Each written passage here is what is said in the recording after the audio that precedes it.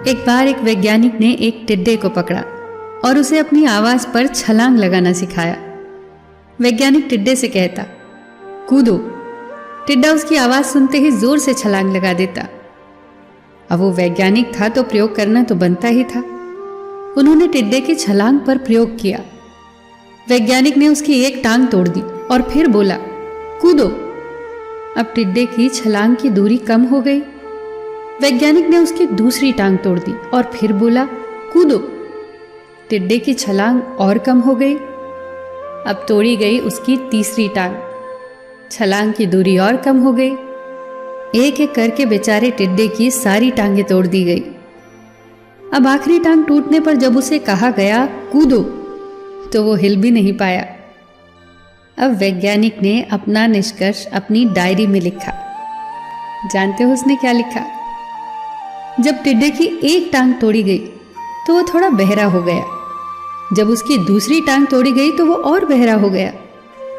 हर टांग टूटने के साथ वो और बहरा होता गया और सारी टांग टूटने के बाद वो बिल्कुल बहरा हो गया।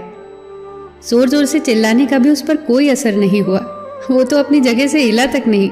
छलांग लगाना तो दूर की बात थी। इस कहानी को सुनकर सभी को ऐसा ही लग रहा है ना कि क्या मूर्ख वैज्ञानिक था। इतनी सीधी सी बात उसे समझ नहीं आई।